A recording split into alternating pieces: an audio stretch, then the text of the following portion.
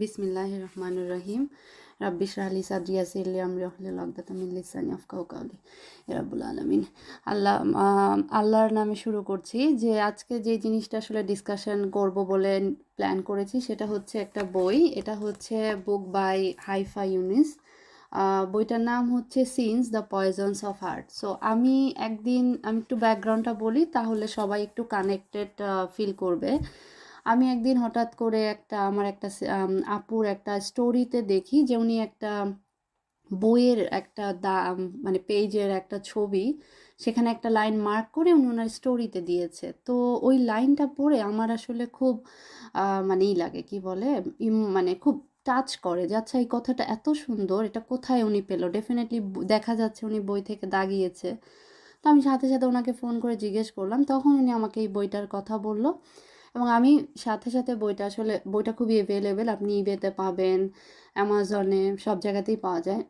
তো আমি বইটা নিয়ে পড়া শুরু করলাম এবং আমি যখন পড়ছিলাম আমার তখন মনে হচ্ছিল যে আসলে অনেক কিছু যেটা আমরা যারা মুসলিম ফ্যামিলিতে জন্মগ্রহণ করেছি, আমরা অনেক কিছুকে এত বেশি লাইটলি নিয়ে ফেলি, যেটা যেভাবে আল্লাহ বলেন নাই। ইভেন এখানে এই বইটার আমি প্রথম একটু কনটেক্সট নিয়ে কথা বলবো। এই বইটাতে আমাদেরকে মেইনলি শেখার কিছু ব্যাপার আছে, সেটা হচ্ছে importance of learning about sins, মানে গুনাহ অ্যাকচুয়ালি কী, এবং আমি যদি গুনাহ সম্পর্কে নাই জানি তাহলে আমার আসলে প্রবলেমগুলা কি হতে পারে। তারপরে কিছু টপিকস কভার করে এরকম যে আসলে মেজর যেই সিন, যে গুনাহগুলা, বাংলায় যেটাকে বলে কবিরা গুনাহ, এই কবিরা গুনাহ কি এবং এটা কিভাবে আমাদের হার্টকে আসলে মেরে ফেলে। তারপরে গুনার কারণে আমাদের কি কি প্রবলেম হয়, যেমন একটা খুব ইম্পর্ট্যান্ট প্রবলেম হচ্ছে আমরা যখন ইবাদত করি আমাদের ইবাদতে মনোযোগ আসে না। আমরা অনেক সময় বলি না, এই টপিকসটা আসবে অবশ্যই একটু পরে, আমি জাস্ট মানে লিস্ট অফ কনটেক্সট বলে নিচ্ছি প্রথমে, সো দ্যাট আপনারা যদি কেউ বইটা কিনে পড়তে চান আপনাদের জন্য ব্যাপারটা উইল বি বিট ইজিয়ার। তারপরে এই বইটাতে আরও কিছু ব্যাপার মেনশন করেছে যে গুনাহ কিভাবে আমাদের আল্লাহর সাথে সম্পর্ককে এবং আল্লাহ থেকে যে আমরা প্রোটেকশন এক্সপেক্ট করি সেটা কিভাবে দুর্বল করে দেয়, এবং অ্যাট দ্য সেম টাইম গুনাহ কিভাবে আমাদেরকে শয়তানের সাথে বন্ধুত্ব স্থাপন করায়। আমরা আসলে অনেক সময় আছে আমাদের কথা এবং কাজের মাধ্যমে ওটা যে গুনাহ হচ্ছে এবং এটার কারণে যে আমাদের আল্লাহর থেকে দূরত্ব হয়ে শয়তানের সাথে বন্ধুত্ব হয়ে যাচ্ছে, এই ব্যাপারগুলোতে আমরা মানে একে তো বদার না, দুয়ে হচ্ছে ভেরি ইগনোরেন্ট, মানে আমরা জানিও না, এবং আমরা এই জিনিসগুলোকে যে জানি না এবং জানার চেষ্টা করি না। কারণ এখনকার যে সময়, এখন তো খুবই টেকনোলজির সময়, আমরা কিন্তু চাইলেই গুগল করে ইনফরমেশন জেনে নিতে পারি। কিন্তু আমরা যখন সেই চেষ্টাটাও করি না, তো আমাদের অ্যাভেলেবিলিটি থাকার পরেও আমরা যখন জানার চেষ্টা করব না, সেটাও এক ধরনের গুনাহ। আচ্ছা, এখন আমি হচ্ছে বইটার কিছু ব্যাকগ্রাউন্ড বলি। সেটা হচ্ছে এই বইটা মেনলি হাইফা ইউনিস উনি বিভিন্ন কোরআনের আয়াত, কোরআনের রেফারেন্স, হাদিস এবং ইবনে কাথির এবং ডিফারেন্ট যেটা তাফসিরের যেই বর্ণনাগুলো সেখান থেকে এক্সট্রাক্টেড। সো বইটা আসলে খুবই যে কম্প্রিহেন্সিভ এবং খুবই শর্ট একটা বুক, বাট স্টিল আমাদের জন্য যতটুকু জানার দরকার সেই লেভেলের নলেজ এখানে আছে। সো এই বইটা আমাদেরকে টোটাল একটা হলিস্টিক আর কম্প্রিহেন্সিভ নলেজ অফ সিন্স এবং এটার সাথে যে কানেকশনগুলো আমাদের লাইফে অ্যাকচুয়ালি ইম্পর্ট্যান্ট সেগুলোকে তুলে ধরেছে। এখন আসি আমি প্রথমে আসলে গুনাহ সম্পর্কে জানা, যে what is the importance of learning about sins, মানে গুনার সম্পর্কে জানাটা কেন ইম্পর্টেন্ট। আমি এখানে একটা খুব সিম্পল অ্যানালজি তুলে ধরি। যেমন আমি আমার ছোট বাচ্চার কথাই বলি। আমি আজকে ল্যাপটপ অন করে রাখছি, আমি রেখে একটু পাশের রুমে গিয়েছি, এসে দেখি সে খুব দ্রুত ওটাকে প্রেস করার চেষ্টা করতেছে। সে আমাকে যখনই দেখলো সে দৌড় দিয়ে পালানোর চেষ্টা করতেছে আর হাসতেছে। তো আমি তখন চিন্তা করলাম সে বুঝতে পারছে যে সে একটা ক্রাইম করছে, সে একটা অন্যায় করছে। সে জানে এটা তার উচিত না, বাট স্টিল সে করার কারণে সে দ্রুত পালাচ্ছে আমাকে দেখে। তো এই যে আমাদের ভিতরে আল্লাহ রাব্বুল আলামিন ইনবিল্ড একটা ফিচার্স দিয়েছেন, যেমন একটা রোবটের মধ্যে বিভিন্ন ফিচার সেট করে না সায়েন্টিস্টরা, ওইরকম আমাদের আল্লাহ তো সবচেয়ে বড় সায়েন্টিস্ট, তো উনি আমাদের ভিতরে অলরেডি এরকম একটা ফিচার্স দিয়ে দিচ্ছেন। আমি কেন ছোট বাচ্চার তো কম্পেয়ার করলাম, যে বড়রা আমরা সেটা বুঝি কিন্তু আমরা সেটাকে ইগনোর করার ক্ষমতা অর্জন করে ফেলি ওভার দ্য টাইম, শয়তানের কানেকশনের সাথে এবং দুনিয়ার বিভিন্ন ফ্যাক্টরস এটার সাথে রিলেটেড। কিন্তু একটা ছোট বাচ্চা সে বুঝতে পেরে গেছে তার ভিতরেও সেই ফিচার্সটা আছে, মানে যেহেতু অ্যাজ এ হিউম্যান সবার মধ্যে আছে, ছোট বাচ্চা সেও বুঝে গেছে সে অন্যায় করছে, সো এটা একটা দুষ্টুমি হয়ে গেছে, সে তাড়াতাড়ি করে হাইড করার চেষ্টা করছে। সে কার কাছ থেকে হাইড করছে? সে যার কাছে অন্যায় করছে তার কাছ থেকে। যেমন সে জানে এটা আমার মামুনির ল্যাপটপ, আমি এটাতে এরকম করেছি, সো খারাপ কিছু হয়েছে, সে তাড়াতাড়ি আমার কাছ থেকে হাইড করছে। তো অ্যাট দ্য সেম টাইম আমরা যখন গুনাহ করি তখন আমরা কার এগেনস্টে ক্রাইম করি? আমাদের রবের এগেনস্টে ক্রাইম করি। মানে আল্লাহ আমাদেরকে সৃষ্টি করছেন, তার আদেশ মানছি না বা কাজ করছি না সেই অনুযায়ী, তখন আমরা কিন্তু আল্লাহর এগেনস্টে আমাদের যে গুনাহটা হচ্ছে গুনাহ করতেছি। তো আমরা তখন কী করি? আল্লাহ থেকে পালানোর চেষ্টা করি।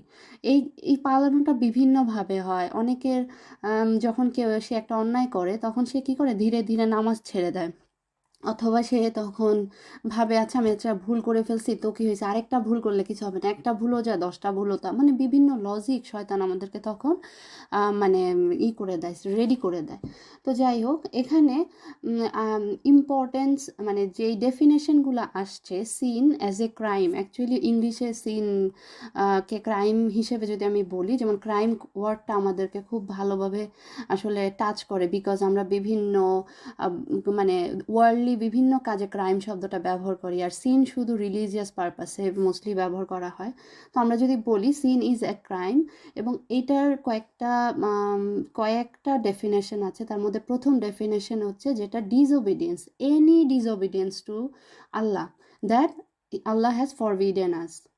মানে মেন কথা, আল্লাহ আমাদেরকে যেটা না করেছে, আমি অবশ্য পরে যাব যে লিস্ট অফ সিনস মানে কোন কোন জিনিসগুলো অ্যাকচুয়ালি মেজরভাবে না করা হয়েছে, কোনগুলো মাইনর, এটাতে একটু পরে যাব। তো প্রথমে আমি ডেফিনেশন দিয়ে যাচ্ছি যে সিনস দ্যাট ইজ ফরবিডেন, মানে আল্লাহ আমাদেরকে যা না করেছেন তার কোনো কিছু করাকেই গুনাহ বলে, কোনো কিছু করাই ক্রাইম। সেকেন্ড হচ্ছে আল্লাহ আমাদেরকে কোরআনে যেই কাজগুলোর কথা বলেছে, যেই কাজগুলো করলে পানিশেবল শাস্তি রয়েছে, মানে পানিশমেন্টের ব্যবস্থা আছে যেই কাজগুলোতে, সেটা একটা মানে সেটা একটা গুনার ডেফিনেশন। তারপর আরেকটা গুনার ডেফিনেশন হচ্ছে any action or offence that goes against the moral or religious law. মানে আমাদের শুধু যে রিলিজিয়াস ল ইফেক্টিভ ব্যাপারটা সেটা না, এখানে কিন্তু মোরাল একটা ল, মানে প্রত্যেকটা মানুষের একটা মোরালিটি রাখে, এবং কিছু মানুষের মোরালিটির স্ট্যান্ডার্ড ইজ ভেরি হাই। সে ধরেন একটা ছোট অন্যায় করলেও তার বেশি মানে তার হচ্ছে বেশি অপরাধবোধ কাজ করে, আবার কিছু মানুষ আছে সে অসংখ্য গুনার কাজ করছে কিন্তু তার অপরাধবোধ কাজ করে না। সো মোরালিটির যে standard person to person vary করে, এবং এটা আরেকটা ব্যাপার হচ্ছে শাস্তিও কিন্তু সেই অনুযায়ী ডিটারমাইন্ড হয়। এটা আমি কিছুদিন আগে মানে একটা হাদিস থেকে জানছিলাম যে যেহেতু যেই মানুষগুলো অনেক বেশি রিলিজিয়াস তাদের মোরালিটির স্ট্যান্ডার্ড অনেক হাই, সো তারা এমন গুনাহ করলো, তারা জানে যে এটা গুনাহ, তারপরে করলো, তখন তাদের জন্য এটা আসলে বেশি ওটাকে কি বলে পানিশেবল সিন হয়ে যায়। তারপরে আরেকটা সংজ্ঞা আসছে এখানে যে এনি রংফুল অ্যাকশন আর ফল্ট, যেই কাজগুলা করা অন্যায় সেটা যদি ইভেন সেটা মানুষের এগেনস্ট হইতে পারে, এবং সেটা একজন মানুষ আরেকজন মানুষের জন্য করলো কিন্তু সেটা অ্যাজ এ রেজাল্ট আল্লাহর ডিসঅবিডিয়েন্স হয়ে গেল, সেটাও এক ধরনের গুনাহ।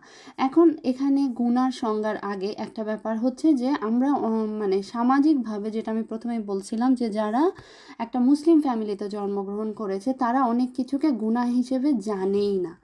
যেমন একটা ফ্যামিলিতে, মানে এটা depends on the family circumstances, কিছু ফ্যামিলিতে তার পরিবারের বাবা অথবা পরিবারের যে সদস্য হেড, সে হালাল উপায়ে অর্থ উপার্জন করে না, ধরেন ফর এক্সাম্পল সে করে না, এখন তার পরিবারের সবাই সেই টাকা দিয়ে আনন্দ ফুর্তি খাওয়া দাওয়া সব করতেছে, তারা জানেই না যে যখন আমাদের শরীরে হারাম উপার্জনের টাকা ঢোকে, একটা হারাম বা একটা খারাপ, ওই হারামের টাকা যখন শরীরে ঢোকে সেই শরীরে আস্তে আস্তে আরও গুনার মানে রাস্তা ওপেন হয়ে যায়। যেমন যে পরিবারের মা অথবা বড় সিনিয়র মহিলা সদস্যরা পর্দা করে না, সেই পরিবারের সন্তানরা তারা পর্দার কনসেপ্টই জানবে না। এখন মেন কথা হচ্ছে যে গুনাহকে গুনাহ হিসেবে আইডেন্টিফাই করার জন্য পরিবার বা সমাজ, সারাউন্ডিং অনেক ইম্পর্টেন্ট রোল প্লে করে। যেমন আমি এমন একটা ফ্রেন্ড সার্কেলে মিশলাম, তারা ড্রিঙ্কস করে, তো আমি তাদের সাথে মিশতে মিশতে এমন হবে যে প্রথমে আমার মনে হবে যে এইটা তো ভালো হচ্ছে না, পরের দিন আমি যখন যাব সেটা আমার জন্য হালকা হালকা মনে হবে যে না সমস্যা নাই, একটু গেলে কিছু হয় না। এর পরের দিন হবে আরে এটা কিছুই না, কারণ আমাকে কি করবে শয়তান আস্তে আস্তে আপনাকে ই করে দিবে, কি বলে, এমার্স করে দিবে গুনার ভিতরে। যেমন এটার একটা এক্সাম্পল বলতে পারি যে বিভিন্ন এশিয়ান ঘরে এই জন্য বলতেছি, আমরা যারা দেশের বাইরে থাকি তাদের, আমার আশেপাশে যেমন আমার ব্রিটিশ অনেক নেইবার আছে বা চাইনিজ যারা আছে, তো বেশিরভাগ এশিয়ান ঘরগুলোতে ঢোকার সাথে সাথে না একটা কারি টাইপের একটা স্মেল আসে, বিকজ আমরা অনেক বেশি কারি ভুনা করে এটা সেটা করে রান্না করি। তো আমাদের যেহেতু এইসব বাসার মধ্যে ভেন্টিলেশনের থেকে কার্পেট বা বিভিন্ন যেহেতু শীতের দেশ, দেখা যায় যে অনেক ঘ্রাণটা হয়ে থাকে, কি বলে, এমবেড হয়ে থাকে। তো আমরা কি করি, প্রথমে ঢোকার সাথে সাথে একটু স্মেল লাগলেও কিছুক্ষণ ওখানে বসার পরে 5-10 মিনিট আধা ঘন্টা পরে ওই গন্ধটাকে আর গন্ধ মনে হয় না। সো গুণাটাও ঠিক সেম, যখনই আমার সারাউন্ডিংটাকে আমার প্রথমে অপছন্দ হলো, আস্তে আস্তে আমাকে শয়তান কি করবো ওটার সাথে অ্যাডজাস্ট করে দিবে, বলবে এটাই কিছু হয় না, বা ওই যে কি বলে লোহায় লোহা ভাসে, এরকম একটা প্রবাদ, আমি আসলে প্রবাদটা এক্স্যাক্টলি মনে নেই, মানে এরকমই ব্যাপারটা, সঙ্গ দোষে লোহা ভাসে, হ্যাঁ। তো ওই রকম আমাদেরকে প্রথমে এই কারণে গুনার জন্য সারাউন্ডিংটা খুব ইম্পর্টেন্ট। যেটা আমি বললাম, আমার পরিবারে যদি আমি দেখেই না আসি যে কিভাবে সৎ পথে চলতে হয়, তাহলে আমার কাছে অসৎ পথে চলাটাই সৎ পথ। সো গুনার আইডেন্টিফিকেশনটা ইম্পর্টেন্ট। এখানে উনি একটা বর্ণনা দিয়েছেন যে উমর ইবনে খাত্তাবের সময় তখন বিফোর ইসলাম জীবন্ত ওনার কন্যা সন্তানকে উনি মাটিতে চাপা দিচ্ছিল, এবং ওনার দাড়ি মোবারক থেকে ওনার ওই মেয়েটা ধুলা পরিষ্কার করে দিচ্ছিল, তারপরে উনি মেয়েটাকে মাটির নিচে চাপা দেয়। কারণ তখনকার যে নর্ম ছিল, তখনকার যে প্র্যাকটিস ছিল জাহেলিয়া যুগে, যে কন্যা সন্তানদেরকে জীবন্ত, আপনি একবার চিন্তা করেন যে আপনার সন্তান আপনাকে আদর করতেছে, এই সময় আপনি তাকে মাটির নিচে চাপা দিচ্ছেন, এটা কতটা বেদনাদায়ক। কিন্তু ওই মুহূর্তে তার এত বেদনা লাগেনি, কারণ হচ্ছে এটা ওই সমাজের নিয়ম। কিন্তু যখন ইসলাম আসার পরে যখন বলা হইলো যে এইটা একটা অন্যায়, তখন এই ডেফিনেশন আসলো, এবং তখন উনি কান্নায় ভেঙে পড়লেন যে যখন ইসলাম আসলো তখন এটাকে ডিক্লেয়ার করলো অ্যাজ এ সিন। তখন কিন্তু কোরআনিক রেভেলেশনের পরে উনি বুঝতে পারলেন যে আম, আমি আমি একটা কত বড় অন্যায় করছি, বা আমার সন্তানকে আমি জীবন্ত মাটিতে পুঁতে ফেলছি। সো এরকম ব্যাপারটা, উনি যখন এই কাজটা করছে উনি কিন্তু সামাজিকভাবে ভাবছে যে he is doing the right thing, but যখন মানে ইসলামের ডেফিনেশন আসলো তারপরে সে বুঝলো যে ওই রকম আমাদের সামাজিকভাবে, আমাদের পরিবারগতভাবে যদি ওভাবে আমাদের পরিচিত না থাকে আমাদের কোন জিনিসগুলা থেকে আমাদের আসলে গুনাহ হইতে পারে, তখন আমরা যদি কখনো সেটার এক্সপোজারে যাই, আমার কোনো বন্ধু বা পরিচিত কারো মাধ্যমে আমি যদি জানতে পারি যে হ্যাঁ এটা তো অন্যায় হচ্ছে, তখন আমাদেরকে আসলে অ্যাজ সুন অ্যাজ আমাদেরকে এটা অ্যাডাপ্ট করে নেওয়া উচিত। আমাদের অপেক্ষা করা উচিত না যে না আমার মা তো করে না, আমার বোন তো করে না, আমি কেন করব। মানে আমি ফর এক্সাম্পল বলতেছি যে আমার ফ্যামিলির কেউ পর্দা করে না, আমি কেন করব। তো জাহান্নামে গেলে তো তাদের সাথে আপনাকেও পড়তে হবে, এবং যার গুণা তার এটার জন্য আপনার বোনের ভাগেরটা আপনি পাবেন না, আপনার মার ভাগেরটা আপনি পাবেন না, আপনার ভাগেরটা আপনাকে বেয়ার করতে হবে। এই জিনিসগুলো যদি আমরা না বুঝি তাহলে, মানে আমি এরকম আমার অনেক পরিচিত আছে যাদেরকে দেখি যে আমার মানে তারা ফ্যামিলিকে ধরে রেখে আসলে বসে থাকলে হবে না। আচ্ছা, তারপরে যেটা আমি যাচ্ছি, এখানে একটা খুব সুন্দর বর্ণনা আছে যে গুনাহ যখন করা হয় তখন এটা শুধু আমাদের প্রেজেন্ট লাইফকে এফেক্ট করে না, এটা আমাদের হোল কমিউনিটিকে এফেক্ট করে। যেমন ইবেন আহম্মদ থেকে একটা বর্ণনা আসছে যে যখন গুনাহ করে কেউ বা কোনো জাতি, তখন তার উপরে যে কার্স আসে, যে আল্লাহর যে ক্রোধ আসে, সেটা শুধুমাত্র যে তার বর্তমান লাইফে আসবে সেটা না, এটা 7th জেনারেশন। মানে হইতে পারে যে হ্যাঁ আমি দেখে গেলাম না আমার গুনার কোনো ফল, তার মানে এই না যে আমি পাবো না আমার জন্মে, মানে আমার জীবন্ত অবস্থায় শাস্তি না হইলেও আখিরাতের শাস্তি তো আছেই।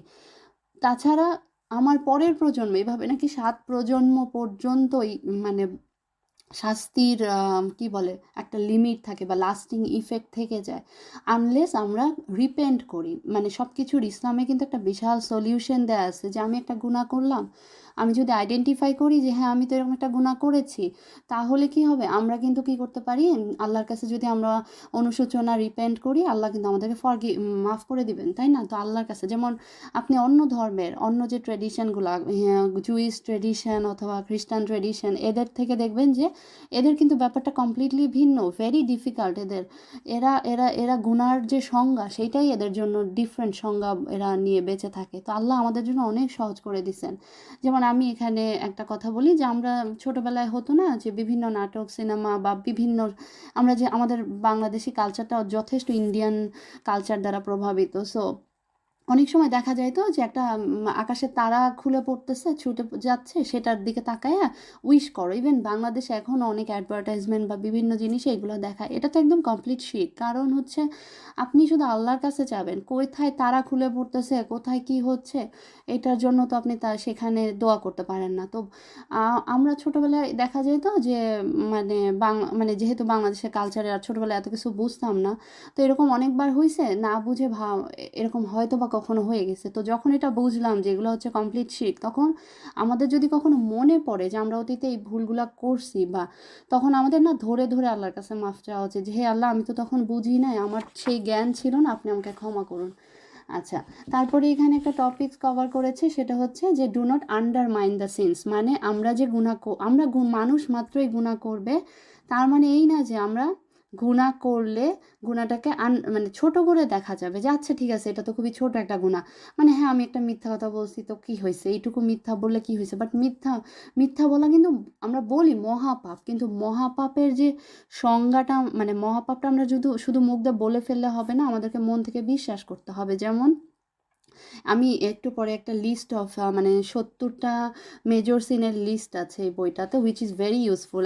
আমি খুব অবাক হয়েছি যে আমরা কিছু কিছু গুনাহ আছে যেটাকে এত সিম্পলিফাইড করে ফেলেছি যে ওটাকে আমি আমি নিজেই অবাক হয়েছি যে আমি এটাকে জানতাম না যে এটা আসলে গুনাহ হিসেবে কাউন্টেড হয়, মানে লাইফে এটাকে গুনাহ হিসেবে ধরা যায়। তার মধ্যে আমি একটু পরে যাই, আমি ওই ওই সিনের লিস্টগুলো একটু পরে যাবো ইনশাল্লাহ। তো এখানে একটা কথা বলি যে যখন কোনো জাতির উপরে আহ, মানে আল্লাহর একটা উম্মার উপরে আল্লাহর প্রোটেকশন ততক্ষণ পর্যন্ত থাকে, এটা হাসান আল বাসরি থেকে বর্ণিত, যে যতক্ষণ সেই জাতির যারা জ্ঞানী লোক তারা ক্ষমতাশীল দলদের মানে লিডার্সদেরকে সাপোর্ট করে না, যারা পায়াস মানে হচ্ছে পায়াস মানে আমি আসলে বাংলা করতে হয় ভুলে গেছি, পায়াসের বাংলা হচ্ছে যারা ধার্মিক, হ্যাঁ ধার্মিক লোক, তারা কি করে, যারা অন্যায়কারী তাদেরকে সাপোর্ট করে না, এবং যারা হচ্ছে রাইচিয়াস মানে মানে ভালো ইমানদার বান্দার, তারা ইভিলদেরকে সাপোর্ট করে না।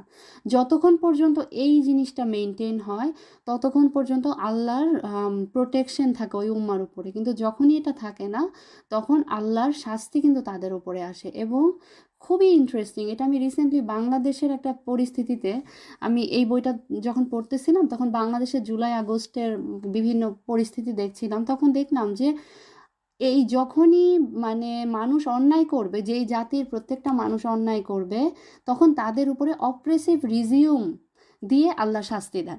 তো এখন আপনি যদি চিন্তা করেন, বাংলাদেশের কেন উদাহরণটা দিচ্ছি, বাংলাদেশের মানুষ ফলের মধ্যে ফরমালিন মেশায়, ডিমের দাম বাড়ায় দেয়, রোজার দিনে শাকসবজির দাম এখন ইউকে ইউএসএর থেকে দাম বেশি, বাংলাদেশে সব কিছুর মধ্যে অন্যায়, ভেজাল, কসমেটিক্স ভেজাল, এটা ভেজাল সেটা ভেজাল, এই যে দুর্নীতি করতে থাকে মানুষ। এই দুর্নীতির জন্য তো সরকার একা দায়ী না, এই দুর্নীতির জন্য প্রত্যেকটা মানুষ দায়ী।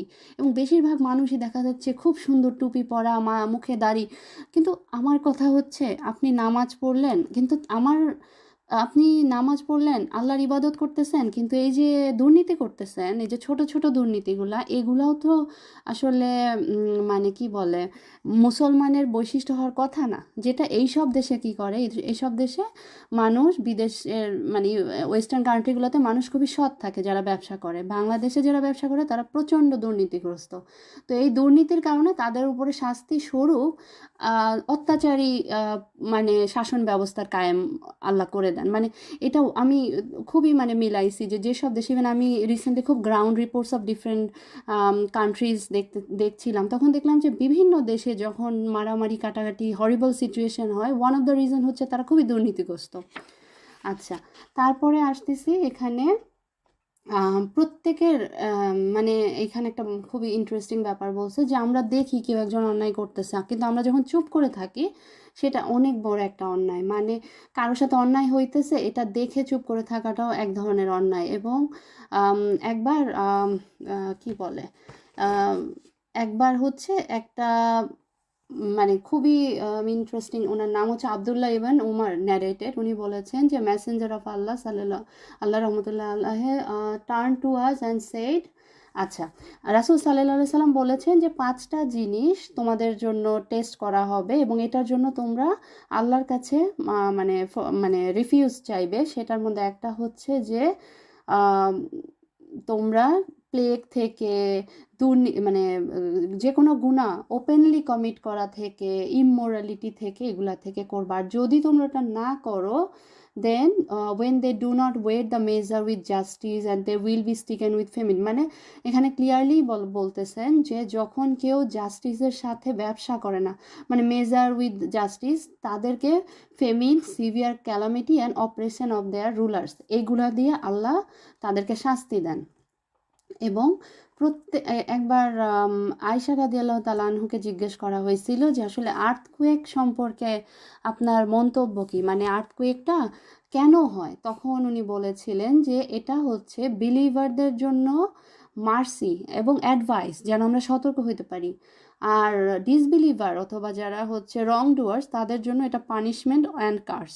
আচ্ছা, তারপরের একটা ব্যাপার হচ্ছে আমাদেরকে গুনাহ সম্পর্কে সেলফ অ্যাকাউন্টেবিলিটি থাকতে হবে। মানে ব্যাপারটা হইতেছে যদি আমি গুনাহ করি, ইফ যেমন সুফিয়ান আল তাওয়ারি থেকে বর্ণনা আছে যে I commit a sin and I see the results in okay. So একজন সাহাবা উনি বলতেছিলেন যে উনি যখন কোনো একটা গুনাহ করে, ওনার ওই গুনার ইফেক্ট উনি ওনার বাসার কাজের লোক থেকে শুরু করে, ওনার বাসার পেট অ্যানিম্যাল থেকে শুরু করে, বাচ্চা, সন্তান, ওয়াইফ, সবার মধ্যে দেখতে পায়। এখন এটার উদাহরণটা আপনি দেখেন, যারা অনেক বেশি ঘুষ খায় বা মানুষের ক্ষতি করে, তাদের সন্তানদের উপরে, তাদের সন্তানরা বেশিরভাগই ড্রাগ অ্যাডিক্ট হয়, অথবা বাবা মাকে দেখে না, অথবা বিভিন্ন ক্রিমিনাল অফেন্সের সাথে মানে কি বলে কানেক্টেড থাকে। তো এইটা কিন্তু শাস্তি, এটা আসলে মানুষ বুঝতে পারে না যে শাস্তি কিভাবে আসতেছে। আর একটা ইন্টারেস্টিং ব্যাপার হচ্ছে আপনি যখন একটা গুনাহ করবেন, মানে আল্লাহ তখন আপনাকে আল্লাহ থেকে দূরে সরাই দিবে। যেমন আপনাকে কেউ তার বাসায় দাওয়াত দিল, এখন আপনি কি সে বললো যে দেখো তুমি এই জুতাটা পরে ঘরে ঢুইকো না, কিন্তু আপনি কি করলেন, ওই জুতা পরেই ঘরে ঢুকলেন। সে 1 দিন 2 দিন দাওয়াত দিবে, 3 দিনের দিন সে কিন্তু আর দাওয়াত দিবে না, কারণ আপনি তার কথা শুনতেছেন না। সো সেম ওয়ে আল্লাহ যখন দেখে যে আমি বান্দাকে বলছি এটা এটা কইরো না, এটা এটা করো, তখন যখন আমরা এটা শুনি না, তখন কিন্তু কি হয়, আল্লাহ আস্তে আস্তে আমাদের থেকে রহমত সরায় নেয়। তো এখানে একটা আসছে যে এক সাহাবী জিজ্ঞেস করতেছে যে আমি তো একটা গুনাহ করে ফেলছি, কিন্তু মানে আমি তো কোনো শাস্তি দেখতে পাই না। তখন ওই বর্ণনাতে আসছে এরকম, ওনার নামটা আমি ভুলে গেছি, যে বলতেছে দেখো তোমার শাস্তি হচ্ছে তুমি আর নামাজে আনন্দ পাচ্ছ না।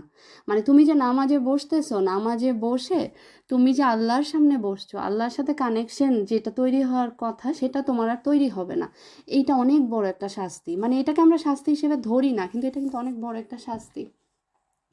তারপর আরেকটা ইন্টারেস্টিং ব্যাপার হচ্ছে, এটা সেলফ অ্যাকাউন্টেবিলিটি সেকশনের মধ্যে পাওয়া যাবে। সেটা হচ্ছে দুনিয়াকে অনেক বেশি ভালোবাসা, দুনিয়ার প্রতি যে আকর্ষণ, এটা হচ্ছে অনেকটা গুনাহ, এবং এটা একটা মানে অনেক মেজরই একটা মানে গুনাহ। যেমন হচ্ছে আমরা যখন এটার অনেক উদাহরণ আছে, যেমন স্পেশালি আমরা আমাদের সৌন্দর্যের প্রতি বেশি সচেতন, কিন্তু আমরা আল্লাহ আমাদেরকে কি নির্দেশ দিচ্ছে সেই নির্দেশনার প্রতি সচেতন না।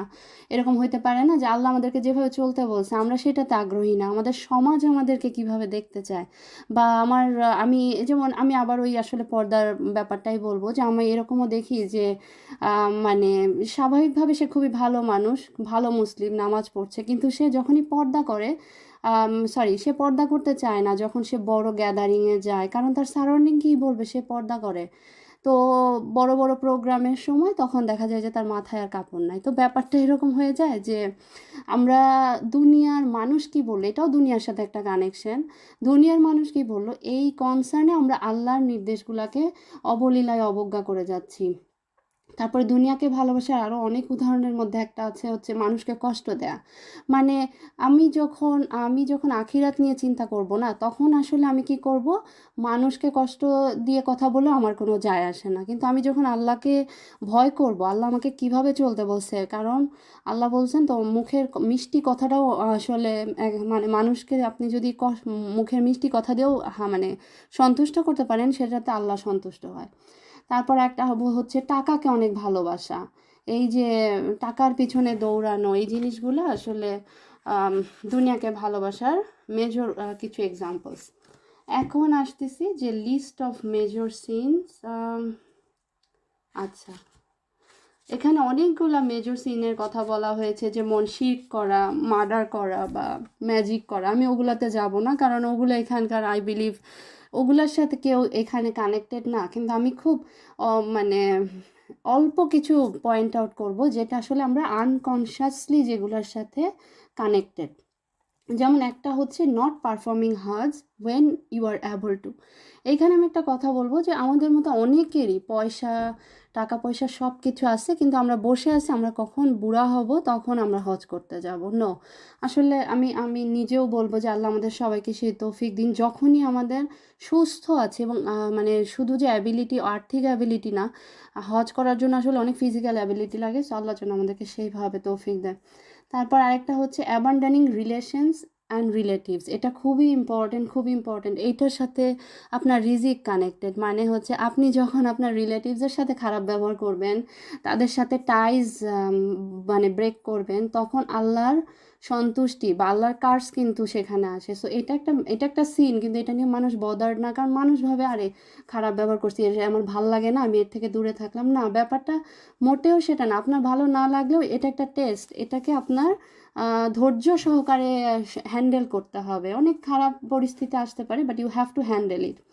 তারপরে লাইং ফ্রিকোয়েন্টলি ইন জেনারেল, এটা একটা মেজর সিন। যেমন আমার পরিচিত আমি এরকম অনেককে দেখেছি যে মজার ছলে একটা ফান করে বসলো এবং সে প্রচণ্ড টোটালি মিথ্যা কথা বলে ফান করতেছে, মানুষকে হাসাচ্ছে, কিন্তু এই যে সে হাসানোর জন্য যে যেটাকে বলে সবাইকে একটু হাসাইলাম, সবাই তাকে খুব গুড সেন্স অফ হিউমারওয়ালা মানুষ বলল, এইটা নিয়েই খুব খুশি থাকলাম, কিন্তু এটাতে অনেক গুনাহ হয়ে যাচ্ছে এবং এটাতে অনেক সময় গীবতের সাথেও এটা কানেক্টেড। আপনি কারো পেছনে তার সম্পর্কে নিয়ে মজা করলেন, তখন এটা কিন্তু গীবতও হয়ে যায়। তারপর আরেকটা হচ্ছে শোয়িং অফ।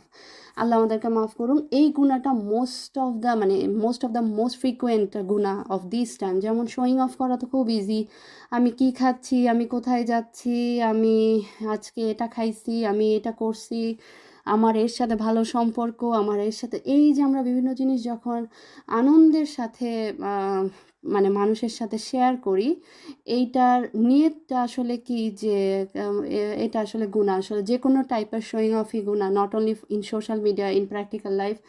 আল্লাহ আমাদেরকে এটা থেকে রক্ষা করুক। তারপরে হচ্ছে অপারেশন।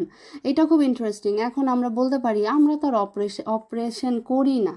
হ্যাঁ, আমরা অপারেশন করি। এখানে অপারেশনের সংজ্ঞা হচ্ছে আপনি যদি আপনার ছোট ভাই বোন, ইভেন আপনি আপনার সন্তানের সাথেও মানে করেন, তার যে হক, সেই হকটাকে নিয়ে ছিনিমিনি খেলেন। ইভেন ডিফারেন্ট বাংলাদেশ বা এশিয়ান কালচারে বিভিন্ন ছেলে মেয়ে, আত্মীয় স্বজন বা ইনলস বা ডিফারেন্ট রিলেশনশিপসে যখন যার যেটা হক, তখন তার সেটা আদায় করা হয় না বা তার সাথে বেইমানি করা হয়। এই ডিফারেন্ট ছোট ছোট অপারেশন, যেমন আমি ফর এক্সাম্পল আমি আমার বোনকে এটা দিলাম না, মানে আমার তাকে একটা বাবা মার দেয়া কোনো একটা গিফট থেকে একটা অংশ তাকে দেওয়ার কথা দিলাম না বা গুরুত্ব দিলাম না বা আমি ওটাকে ইগনোর করলাম, তখন সেটাও কিন্তু অপারেশনের আন্ডারে যাবে। So we need to be very careful while handling all this relationships. মানে যেহেতু আল্লাহ আমাদেরকে যেই মানুষগুলো আমাদের আশেপাশে দিয়েছে, প্রত্যেকটা রিলেশনশিপ খুবই ইম্পর্ট্যান্ট। তারপরে একটা গুনাহ হচ্ছে রিকাউন্টিং ফেভার্স। এটা খুবই কমন। এইটা নিয়ে আমি আরও অনেক অনেক এক্সাম্পল দিতে পারবো, শুধু আমি একটা অ্যানালজি দেই। ধরেন আপনি কারো উপকার করলেন। ধরেন আপনি কোনো একটা গরিবকে 500 টাকা জাকাত দিলেন, ধরেন আমি বাংলাদেশের টাকাতেই উদাহরণ দিচ্ছি। এবং আমি তাকে আবার যখন ডাকলাম বা কিছু, সে উত্তর দিল না, তখন আমি আশেপাশে সবার কাছে আমি বলে বেড়াইলাম, ওকে তো আমি ওর বিপদের সময় 500 টাকা দিছিলাম, কিন্তু ও আমাকে আমার যখন দরকার ছিল ওকে আমি ডাকছি, সে আসে নাই। এই যে রিকাউন্টিং ফেভার, এটা ইজ এ মেজর সিন।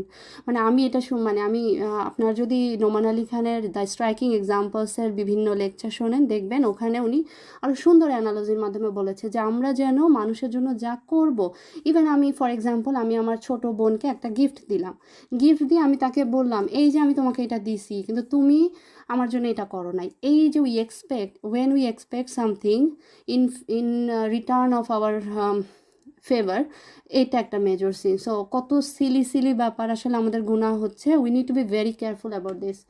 তারপরে হচ্ছে স্বামীর সাথে খারাপ ব্যবহার করা, দিস ইজ ভেরি ইন্টারেস্টিং।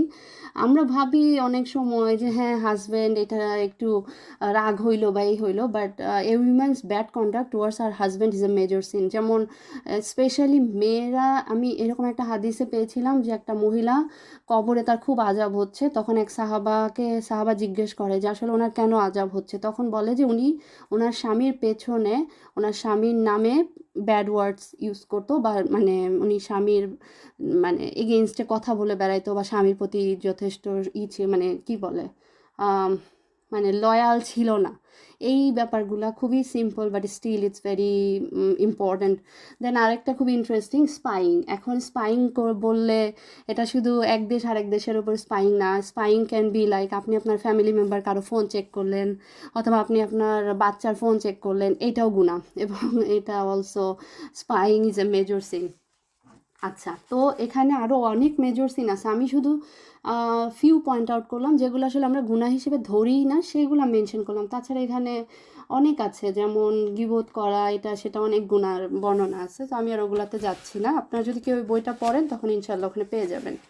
আচ্ছা, তারপরে যেই টপিক্সটা সেটা হচ্ছে কিভাবে গুনাহ আমাদের জ্ঞান এবং ওরশিপ, আল্লাহর ইবাদতকে ডিপ্রাইভেশন অফ নলেজ, এগুলাতে রোল প্লে করে।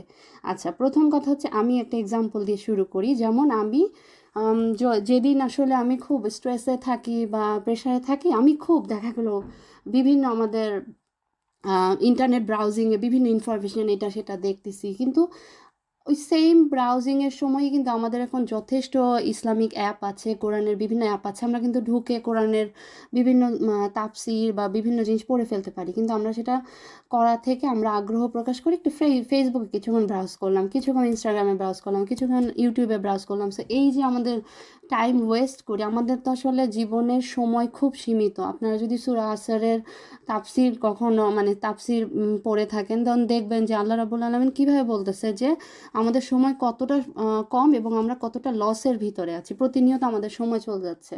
এই 24 ঘন্টার মধ্যে আমরা যদি ডেইলি হাফ অ্যান আওয়ার অথবা 15 মিনিটস আল্লাহর জ্ঞান অর্জনের জন্য কাজে লাগাই, সেটা কিন্তু আমাদের জন্য বিশাল নেয়ামত। আচ্ছা, এখন হইতেছে যে গুনাহ কি করে, আমি একটা উদাহরণ এখান থেকে বলি, দাঁড়ান। আচ্ছা, ইমাম আল শাফেঈ উনি একদিন উনি হচ্ছে যখন উনি তো অনেক ইমাম মালিকের সাথে উনি একদিন বসেছিলেন, তখন ওনার বয়স ছিল মাত্র 9 বছর।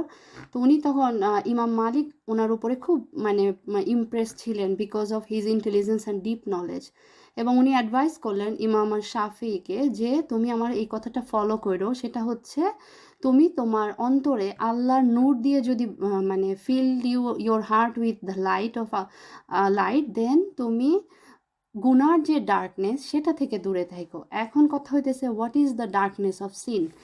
গুনাহ কিন্তু ইন অ্যান্ড ইটসেলফ ডার্কনেস, মানে আমরা যখন কোনো একটা গুনাহ করি তখন অটোমেটিক্যালি আমাদের যে নার্ভস, আমাদের যে কল্ব, সেটা আস্তে আস্তে ডার্কেনিং হয়ে যেতে থাকে। যেমন আপনি চিন্তা করেন, আপনি একটা জায়গায় একটা মানে ফ্রাইং প্যানের কুকিং করতেছেন, এবং কুকিং করতে করতে ওটার তলাটা কি হয়ে যায়, একদম স্টিকি গ্রিজি হয়ে যায়। তো আপনি যদি সেটাকে ক্লিন না করেন ডেইলি, তখন কি হবে, এই জিনিসগুলো জমে জমে বছরের পর বছর এমন হবে যে ওটা আপনার আর ক্লিন করা পসিবল না। তো সেম ওয়েতে আমাদের লাইফে আমাদের যে নার্ভস, এটা একটা ফ্রেশ ভাইব্রেন্ট একটা আম, মানে অঙ্গ বা অঙ্গ না আসলে, সরি, একটা মানে আল্লাহ আমাদেরকে এটার এটার যেভাবে দিছেন সেইভাবে যদি আমরা রাখতে চাই, আমাদেরকে প্রতিনিয়ত আমাদের গুণাগুলাকে ক্লিন আপ করতে হবে। এবং ক্লিন আপ করার একটা হইতেছে গুণা থেকে দূরে থাকা, আর আরেকটা বড় ব্যাপার হইতেছে আমরা গুনাহ যদি হয়ে যায়, গুনাহ হইতেই পারে, আল্লাহর কাছে মাফ চাওয়া এবং অন্তর থেকে মাফ চেয়ে এবং ওই গুনাহ ফেরত রিপিটেডলি না করার চেষ্টা করাটা হইতেছে আসলে সবচেয়ে বড় ব্যাপার।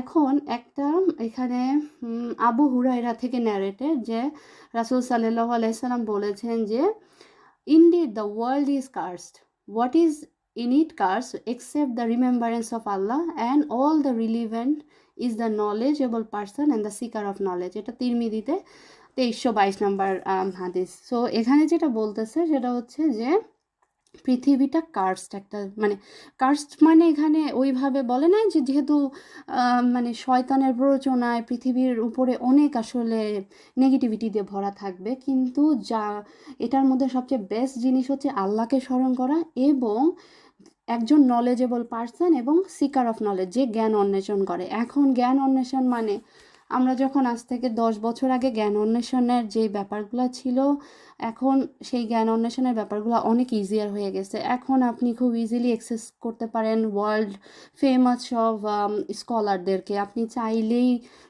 ধরেন আপনি ঘরে বসে আপনি যে কোনো মানুষের কথা শুনতে পারেন, ইসলামিক লেকচার শুনতে পারেন, যে কোনো কিছু অ্যাভেইল করতে পারেন। সো এখন নলেজ সিক করা খুবই মানে কি বলে ইজিয়ার। এবং এখানে আরেকটা ব্যাপার বলা হয়েছে যে আলী রাদিয়াল্লাহু তাআলা আনহু জিজ্ঞেস করছেন যে ও মেসেঞ্জার অফ আল্লাহ, কোন জিনিসটা হচ্ছে আমার জন্য বেস্ট, মানে এখানে আমি ওটা দেখে বলি তাহলে। আলী রাদিয়াল্লাহু তাআলা আনহু বলেছিলেন, আচ্ছা ওটা খুঁজে পাচ্ছি না, আমি আমি যেটা মনে আছে সেখান থেকে বলছি। তখন রাসূল সাল্লাল্লাহু আলাইহি সাল্লাম বললেন যে তোমার জন্য জ্ঞানের অন্বেষণ করা রেড ক্যামল মানে লাল উটের থেকেও বেশি ইম্পর্টেন্ট। এখানে রেড ক্যামল বলতে যেটা বুঝাইছে, রেড ক্যামল ছিল সেই সময়কার খুবই এক্সপেন্সিভ ক্যামল, মানে আপনার বর্তমান সময়ের একটা লাল ফারারি গাড়ি যতটা এক্সপেন্সিভ, ওই সময়কার রেড ক্যামলগুলো ততটাই এক্সপেন্সিভ ছিল। এবং আপনি চিন্তা করেন যে আচ্ছা আমি খুঁজে পাচ্ছি না, সমস্যা নেই। সো আপনার জ্ঞান অন্বেষণ করা, না জ্ঞান অন্বেষণ করা না, শুধু জ্ঞান অন্বেষণ করার থেকে সেই জ্ঞান ডিস্ট্রিবিউশন করা। যেমন আমি সত্যি কথা, আমি ছোট ছোট এই জুম মিটিং সেশনগুলোতে কেন আমি সবার কাছে শেয়ার করতে চাই, এইটা যেন সৎকায় জারিয়া হিসেবে কাজ করে। এখান থেকে অল্প একটু নলেজও যদি কারো লাইফে এতটুকু কাজে লাগে এবং সে যদি ওইটাতে ইমপ্লিমেন্ট করে, তাহলে কি হবে, সেটার যে নেয়ামত, সেটার যে আসলে সেটার সাথে কোনো কিছুর তুলনা হয় না। এই জন্য আমি চেষ্টা করি যতটুকু আমরা পারি সেটা যেন সবার সাথে সেটা শেয়ার করি। এবং অ্যাজ এ মুসলিম প্রত্যেকেরই কিন্তু জ্ঞান অর্জন করা এবং সেই জ্ঞান ডিসিমিনেট করা, সবার কাছে পৌঁছে দেওয়া একজন মুসলিম হিসেবে সবারই উচিত। আচ্ছা, তারপরে আসতেছি, এখানে আরও অনেক অনেক টপিকস কভার করছে। আমি তো বইটা পড়ে আমি বললাম যে আমি অনেক কিছু জানতে পারছি এবং আমি অনেক বেশি বেনিফিটেড হয়েছি। আর আপনারাও চাইলে এই বইটা অবশ্যই পড়তে পারেন। তারপরে হচ্ছে এখানে বলি যে আল্লাহর প্রোটেকশন, মানে নর্মালি আমরা যখন ইবাদত করি, প্রথমে হচ্ছে জ্ঞান, আমরা যখন শয়তানের সাথে কানেকশন হবে তখন আমাদের জ্ঞান অর্জনটা ডিফিকাল্ট হয়ে যাবে। কারণ অনেকে বলে না যে আমার বয়স হয়েছে, আমি এই জন্য এখন কিছু মুখস্থ করতে পারি না। আসলে ব্যাপারটা আপনি বয়স হয়েছে মুখস্থ করতে পারেন না সেরকম না, ব্যাপারটা হইতেছে আপনাকে গুনাহ থেকে নিজেকে আগে দূরে রাখতে হবে। দেন ইয়োর ব্রেনে এবং হার্টে কিছু স্পেস তৈরি হবে, ওই স্পেসে আপনি আপনার বেনিফিশিয়াল নলেজগুলোকে তখন জমা করতে পারবেন। যেমন অনেকে বলে যে আমি এখন সূরা মুখস্থ করতে পারি না বা কিছু একটা, না, আপনাকে প্রথমে গুনাহ থেকে দূরে আসতে হবে এবং গুনাহ থেকে দূরে আসলেই তখন দেখা যাবে যে আপনার জ্ঞান, যেটা আল্লাহর জ্ঞান এবং দুনিয়ার অনেক স্টাডিও কিন্তু অনেক বেনিফিশিয়াল নলেজ, সেই বেনিফিশিয়াল নলেজগুলো আপনাকে মনে রাখার জন্য গুনাহ থেকে আসলে দূরে থাকতে হবে। তারপরে হচ্ছে এখানে একটা বর্ণনা আসছে যে হাসান আল বাসরি একটা ইয়াং ম্যানকে বলছেন একদিন, এই young man came to Hasan Al Basri and said যে সে নামাজ পড়তে পারে না, মানে নাইট প্রেয়ার্স, মানে নাইট প্রেয়ার্স বলতে বোঝাচ্ছে কিয়ামাল লাইল, এটা পড়তে গেলে তার খুব টায়ার্ড লাগে এবং মানে সে খুব অসুস্থ বোধ করে। তখন উনি বলেন যে আসলে এটা তোমার শারীরিক সমস্যা না, এটা ব্যাপারটা হইতেছে গুনাহগুলা তোমাকে চেইনড আপ করে রাখছে। মানে আমরা তাহাজ্জুদ পড়তে উঠতে খুব কষ্ট হয়, অ্যাকচুয়ালি গুনার কারণে আমরা উঠতে পারি না। মানে গুনাহগুলো আমাদেরকে এমনভাবে চেইনড আপ করে রাখছে, আমাদের স্লিপিংকে বিউটিফাইড করে রাখছে, আমাদের দুনিয়াবি জিনিসগুলোকে অতিরিক্ত ফোকাস করে রাখছে।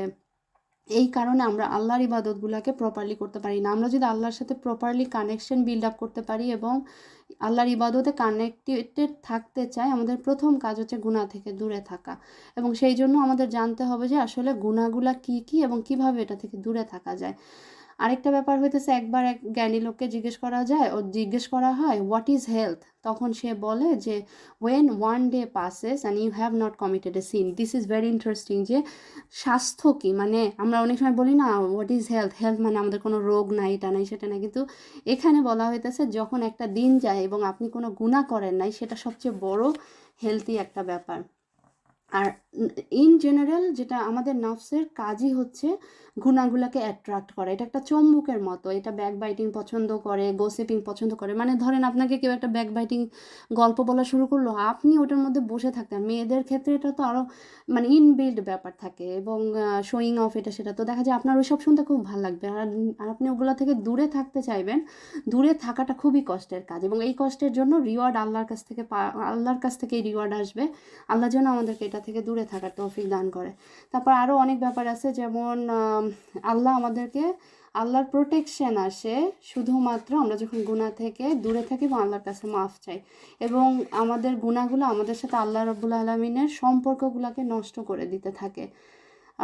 এরকম আরও অনেক অনেক বর্ণনা আছে, আসলে সব কভার করা সম্ভব না। তারপরেও আমি আজকে মানে যতদূর মানে পসিবল করলাম, আমি বলবো যে আপনারা যদি মানে ইফ পসিবল, এই বইটা খুবই অ্যাভেলেবেল, যারা ইংলিশে পড়তে যাদের কোনো সমস্যা নাই তারা অবশ্যই পড়তে পারেন। আর আরও কিছু ব্যাপার আছে এখানে,